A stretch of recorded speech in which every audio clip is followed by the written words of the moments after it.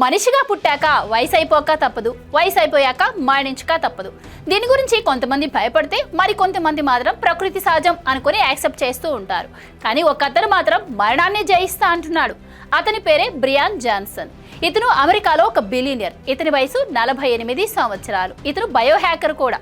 మరణాన్ని జయించడం కోసం ఇతని బాడీనే ఒక ల్యాబ్ లాగా మార్చుకున్నాడు. ఈయన బాడీలో ప్రతి పార్ట్ లో ఏజ్ పెరగకుండా ఉండడం కోసం రోజుకి 100 టాబ్లెట్లు తీసుకుంటాడు.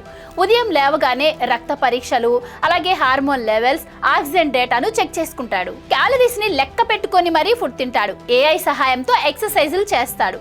ఇక నిద్ర అయితే సెకండ్లలో లెక్క పెట్టుకొని మరీ పడుకుంటాడు. దీనికోసం 13 మంది డాక్టర్స్ టీం వర్క్ చేస్తుంది. రోజుకి 166 రకాల టెస్టులు చేస్తారు.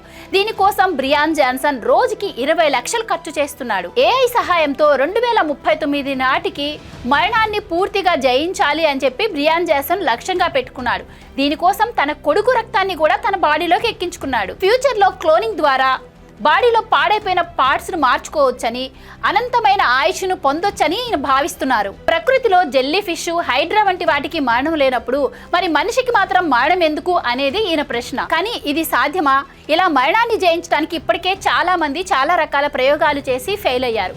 ఇలా ప్రయోగాల ద్వారా శరీర వయసుని కొంతమేర తగ్గించగలమేమో గానీ మరణాన్ని జయించడం అసాధ్యం, ఇది పాసిబుల్ అవ్వదు అనేది కొందరి వాదన. ఒకవేళ మనిషి మరణాన్ని జయించినా కూడా అది సమాజంలో ఆర్థిక, నైతిక సమస్యలను తెచ్చిపెడుతుంది అని చెప్పి కొంతమంది సామాజిక శాస్త్రవేత్తలు ఆందోళన వ్యక్తం చేస్తున్నారు. బ్రియాన్ జాన్సన్ మరణాన్ని పూర్తిగా జయించలేకపోయినా కూడా ఇప్పుడు ఆయన చేస్తున్నటువంటి ప్రయోగాల ద్వారా మనిషి జీవిత కాలాన్ని మాత్రం కొంతమేర పొడిగించవచ్చు. ఏదేమైనా బ్రియాన్ జాన్సన్ తన పట్టుదలతో మనిషి జీవిత కాలాన్ని పెంచే సరికొత్త ప్రయోగానికి కేర్ ఆఫ్ అడ్రస్ గా మారాడు. మృత్యువును జయించడం సాధ్యమా అసాధ్యమా అనేది కాలమే నిర్ణయించాలి.